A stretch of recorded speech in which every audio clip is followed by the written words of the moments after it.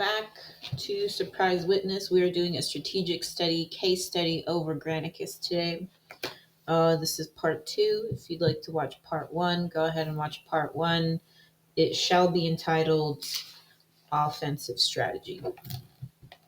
Now, on a May afternoon in 334, Persian forces led by the Greek mercenary General Memnon of Rhodes took up positions on the plain of Adrastia, west of the city of Zelaya, where, at a recent war council, and against Memnon's advice, Persian leadership had decided to face Alexander's invading army head on.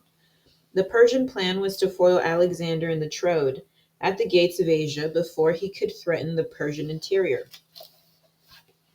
The Persians encamped above the plain in an area intersected by the deepest and swiftest section of the river Granicus, which would have been in full swell in late spring. The Persians sought to take advantage of their position holding the high ground on the far side of the river. They were numerically superior to the Macedonians in cavalry, some 20,000 strong. If Alexander dared to cross the river at its deepest point, the Persians were convinced of their ability to ride down and crush his troops as they emerged from the river. Alexander's forces approached the river. The king surveyed the circumstances. Both he and his lieutenant Parmenion knew that the water's depth and the steepness of the river banks would present significant obstacles, especially to the Macedonian infantry. They would have to cross in a loose order that would allow the Persian cavalry to fall upon them as they struggled out of the water. Nevertheless, he ordered his troops into battle array. Parmenion took command of the left wing. Alexander moved to the right. If the Persians intended to kill Alexander in their first battle with him, ending the Macedonian invasion of Asia Minor before it began in earnest, they would have had no problem locating him. The historian Arrian tells us Alexander cut an unmistakable figure in magnificent armor, attended by his suite with an almost ecstatic reverence.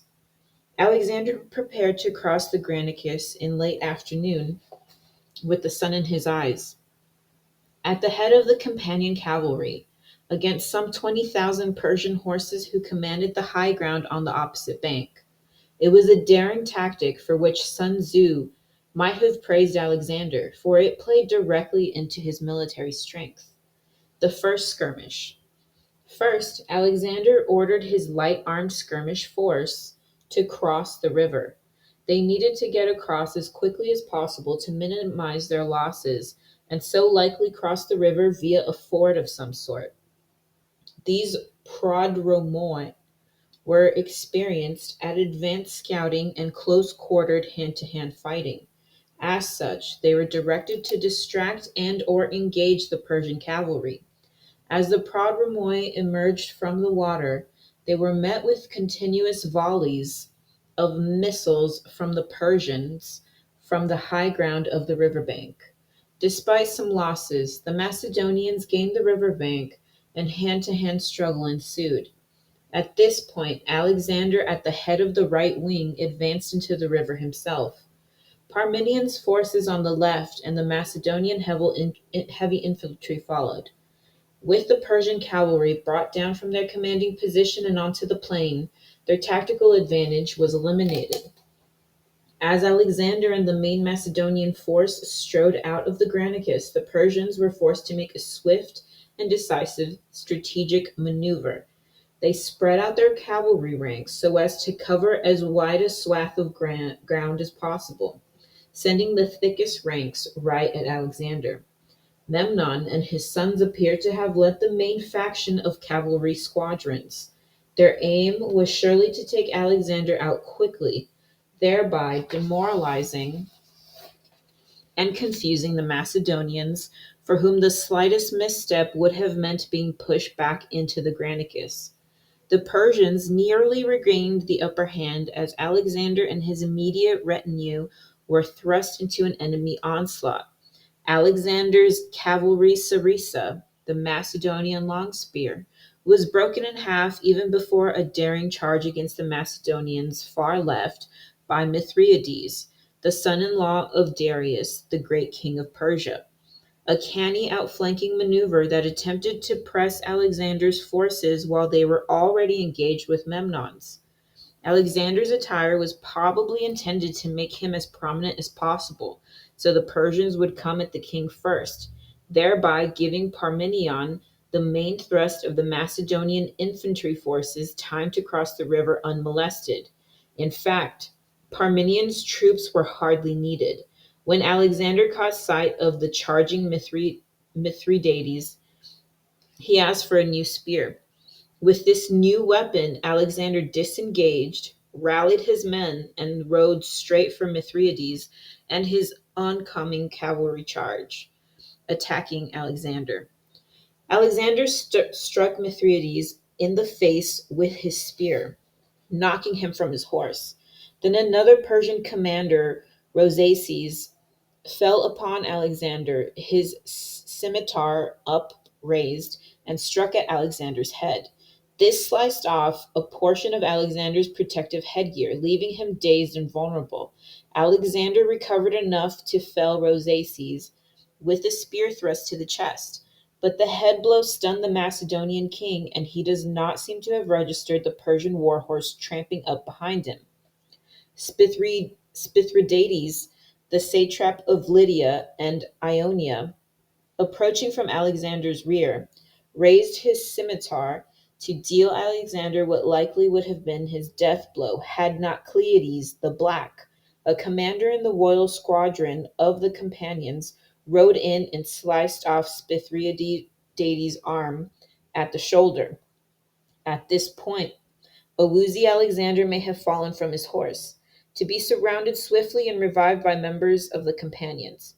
He was soon well enough to join the fighting again and lead a rout of the Persian cavalry before the Macedonian heavy infantry had a chance to join the battle in earnest.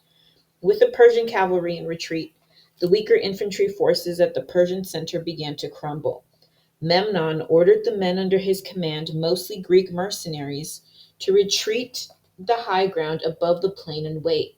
They watched as their Persian employers fled before Alexander. Memnon sent a message to Alexander asking for terms of surrender, which Alexander refused to provide.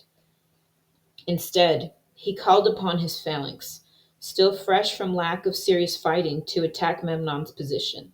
Despite his heavy involvement in the earlier fighting, Alexander led the frontal assault himself. Memnon's mercenaries fought valiantly. It was clear that Alexander would show them no mercy. Alexander was harsh towards the disloyal and surely felt that Greek mercenaries had no business fighting for the Greek king of Persia. Although the Macedonians ultimately defeated his men, Memnon managed to escape and trouble Alexander another day. But this day was Alexander's. He had struck the first blow that would lead to the collapse of a 250-year-old empire. He had done so through a keen understanding of circumstances and geography, by a bold gambit that made himself bait, and by predicting the response of his opposition. The Battle of the Granicus illustrates perfectly Sun Tzu's notion of strategic offense. It also demonstrated that the Macedonians and their king were a singularly focused, highly coordinated martial collective whose equal the world had not yet seen. So, this battle strikes me as so fascinating because even what Alexander wears is meant to draw his enemy in. Right? Excuse me. But it captures the attention of the enemy. It said that his armor glittered, that his appearance was so striking that it was alluring, and the enemy went towards him immediately the second they saw him because he stood out so boldly.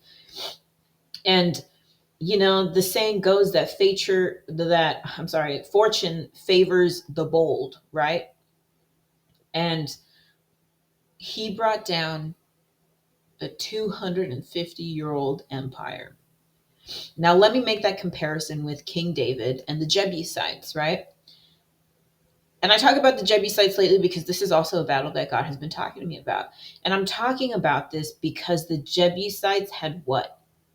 They had endured a very long time. Their empire was strong. These people had survived. And not only had they survived, but like the Macedonians, I mean, like the Macedonians, like the Persians, they had the high ground. But all it takes is really good strategy to beat an opponent like that. And Alexander baited his opponent. Mind you, what Joab did was under. He went under his opponent in the tunnels and then emerged from their water shafts, right? And what Alexander did in another high ground in position, right, is he lured them using himself as bait. They all went to him, and then his cavalry, the phalanx, I'm sorry, went around to take care of the rest of them later when they had already retreated.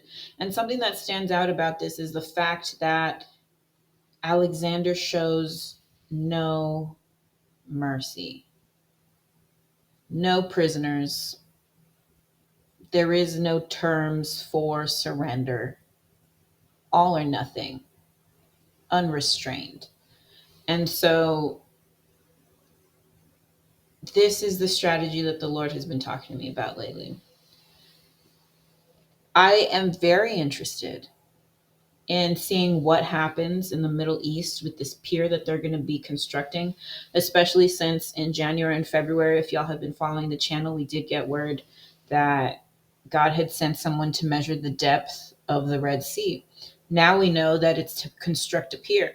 And so now I'm curious as to which party is going to be the one that attacks the other on the high ground.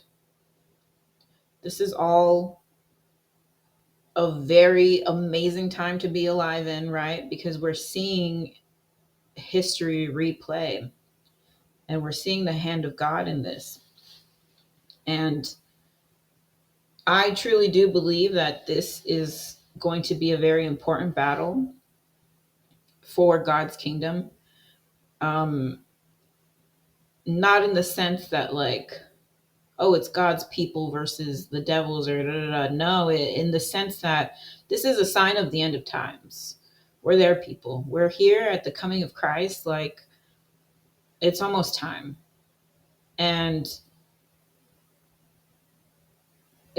we have to study these things so we're prepared.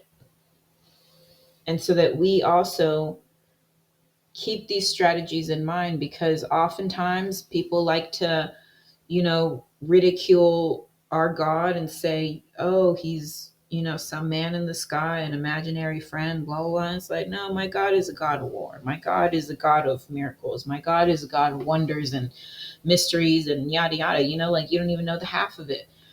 And I am very interested in seeing who the victor is.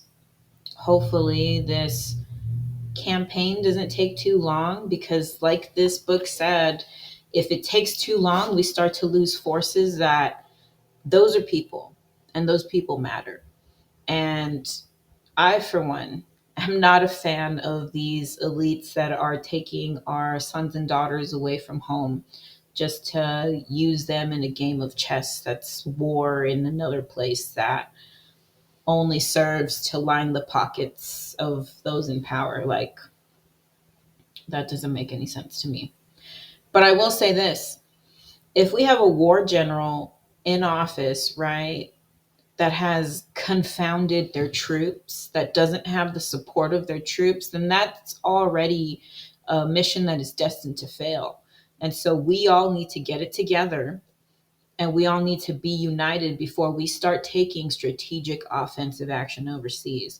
Because if anything, this battle has shown us what a united army can do and how important it is to have a leader with the acumen for war, but also with the charisma and brilliance to lead such a force and to distract the enemy. So, make it a great day or not, the choice is yours.